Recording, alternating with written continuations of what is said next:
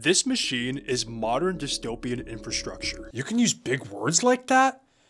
Fascinating. Steel and aluminum chassis, easily retractable tool head, a built-in filament cutter. Okay, bro. You was doing too much. I'm gonna need you to calm down, alright? Build volume. 256 by 256 by 256 by 256 by 256 by 256. Bro, he's glitching. Oh no. Hey, Brian here. I wanted to dedicate an entire video to that sweet Chinese technology. Instead of boring you with a bunch of features that you don't really care about, and you're gonna buy the printer anyways because it's cool and clean as hell, I'm instead going to glaze the absolute crap out of this 3D printer because it's peak. And if you disagree, you like clankers, you like robots, and that's okay. I respect it, but couldn't be me. If you think the Bambu Lab A1 is peak and we should give all our money to Israel, keep on watching. Here's why the A1 is not only the best entry-level 3D printer as of 2026, but outdives all the competition with ease. But Brian, Bambu Lab doesn't let you use third-party slicers like Orca or Prusa. My bad, it's Prusa, whatever, I don't care. Gabe, you are a 3D printing sweat, alright? I'm a filthy casual. I don't do it for the love of the game, alright? Imagine you get your very first 3D printer off of Facebook Marketplace. You try to get your very first print done and oh, the bed isn't level. You gotta use glue sticks on your build plate all the time. You gotta use an SD card and manually churn an STL file you found on printables.com into G-code with some clunky software, then name it, then put it back into the SD card and then take the SD card out and then put it into the printer and then hit print. And then maybe it might print. I don't know. Probably not though. Oh hell nah. What makes the A1 and other Bambu Lab printers feel so good is the convenience. Like, let's say you're a baby and you know literally nothing about being potty trained. Okay, I'm gonna stop there. Whoa. Am I doing too much? Whenever I found like a print on like printables or makerworld.com, I can just go on my phone, pick the exact print I want, press literally one button, my printer starts printing immediately. I don't have to worry about leveling the bed every time because it gets loose with a little screw. Rarely ever have to worry about the first layer not adhering to the bed. I also don't have to worry about a ton of other stuff that printers from a decade ago will always struggle with. And Bambu's presets are pretty good. Obviously you can tune it to make it a lot better, but when you open it out of the box, your first print's gonna do pretty good. Therefore making 3D printing super accessible to everyone because it's not super complicated. That's why I call Bambu the Apple of 3D printing. I coined that term, people stole that from me. I don't care. So thanks to uploading to the cloud, auto bed leveling, I can literally run out of my office right now, go on my phone. As long as my phone has an internet connection and my printer have an internet connection, I can print whenever I want while using the camera to basically monitor my first layer. Which also, I'm kind of contradicting myself by saying this, but don't rely on your camera too much because if the first layer is bad and you don't notice right away, blah ba doom, boom, your tool head's done, boom, your printer's done. That would suck. Like, come on, she is as beautiful as Prime Make It Fox. Straight sexy. Can I get a need that in the chat, ladies? Oh, you could tell I haven't felt the touch of a woman in 3 years? Oh, 3D printing 3D printers, based. 3D printing stuff you don't need, incredibly based. 3D printing to distract the fact that you're alone and no one's coming to save you? Some might even say it's controversial. However, what they are not going to tell you about is the limitless pit, or let's say rabbit hole you're going to walk into. It's like opening the gates to Agartha, or like opening Pandora's box. All hell breaks loose. It's over. It's an over-exaggeration, but you get the idea, alright? Like, you start printing a bunch of stuff and you're like, oh my god, this is crazy, the dopamine. It's like you're hitting slots. You're running it back every single time, right? And then that's it. It fades. And then you start glitching and sorry, I had to do a little glitch for the Twitch, if you know what I'm saying. You set up your printer, you then finish your first print. Your honest reaction is to make it abundantly clear to all your friends and family you own said 3D printer. In your free time you spend every waking second scrolling through model after model. This one's cool, this one's buns. Oh my god, this one is buns. Oh my god, this one's really buns. What do? I can't print anything since there's too many options. I feel overwhelmed, then it ends. Oops, sorry.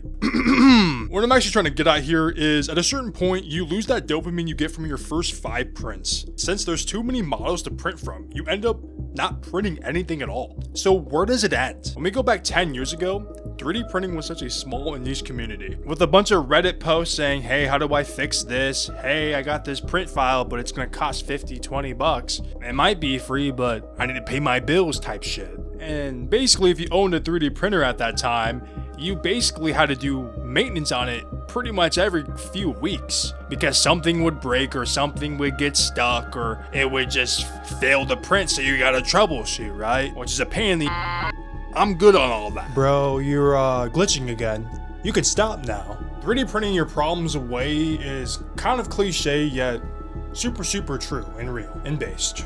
But today it's a mainstream hobby that most people that know literally nothing about printers or tech or anything at all, or even how to use a computer, can 3D print anything. Thanks to ingenuity and the amplification of my curse tech and the amplification of just making things super simple of my curse tech. Also, you guys probably already noticed, I don't only have an A1, but I have an A1 mini as well.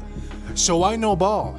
And I also have another printer that's DIY. I think it's an A8 old printer, came out years ago. I get it. For most people that are passionate about 3D printers, they're probably not going to want to get a Bambu. There's a lot less of do-it-yourself type of vibe. That's what people like about 3D printers. But again, for people like me that just like to print stuff and want it to look good without messing with too many settings, it's perfect. It's like genuine. Like, you personally think I have enough free time to learn all these things about 3D printers and just mess around with them on top of working damn near 2 full-time jobs? No. Maybe when I was like 16, 17, I might have done some stuff like that, but at that time, 3D printers weren't really widely common as they are today.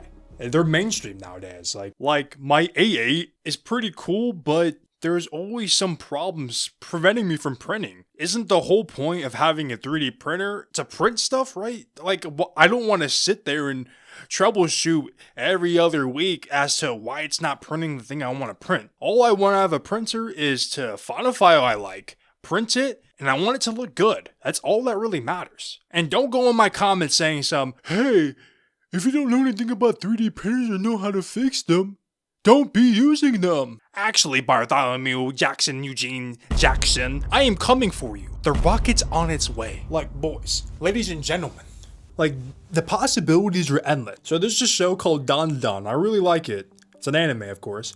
This is Turbo Granny. I literally 3D printed the entire thing. This thing is literally the size of like my head and my shoulders. And I painted over it and I sanded it down. It was actually pretty fun, but oh boy, was that a lot of work and it was kind of AIDS. Would I do it again? Probably not, but it was awesome. Also, I'm a huge fan of Hollow Knight. I beat Hollow Knight in Hollow Knight Silk Song. And I made this, sanded it down, it looks really good. Stop playing with me. Like, it's kind of insane, you can kind of just print some stuff. What is this dude doing?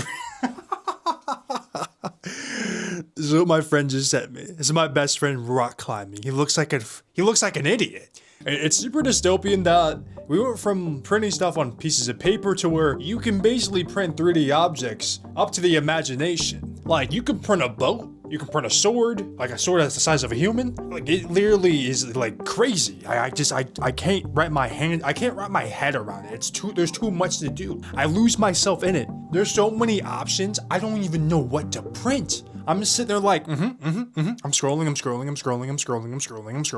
I'm like, yeah, it doesn't look that good. Oh, this looks kind of cool, but I don't want to print it. Maybe I'll print it later. Maybe I'll save it later. Maybe I won't. And then it's just like, and I start glitching and twitching, and it's literally like, what the hell am I even doing? But yeah, the A1 Mini, or any Bambu Lab printer, there's a bunch of stuff, features, a lot of good gimmicky stuff that just feels nice once it's all meshed together.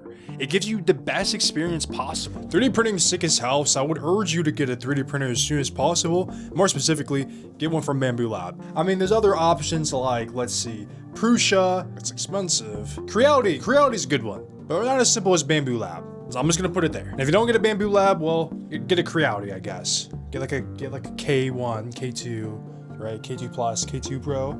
The only brands I would recommend are Bambu Lab or Creality, or build your own. Those are honestly your only options if you want it to be good. Everything else is garbage, the same stuff, bad software, bad parts, Chinese parts that are gonna break in like two years, maybe 2 months, I don't care, right? Whatever. And bang, you can print whatever the fuck you want, whenever the fuck you want. And that's pretty fucking sick to me. Because at the end of the day, your printer should just work and print whatever the hell you want. And that's the power of convenience, baby. And that's what I love. That's what I live for. And this is why the Bambu Lab A1 is the best printer under $500. You can't beat it. And people say you can beat it, they're an idiot, they lack intelligence, they're a Neanderthal. I don't even know how to say the word. They're literally a thrall from that game called Destiny. Mindless slashing, and they don't even know what's going on. If you love this video, why not subscribe? I'm looking in your soul, James. Subscribe now. I'm in your walls. I'm watching you. It's over, Matthew.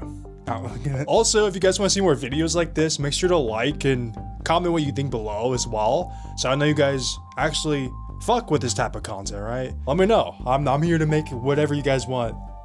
I'm your slave.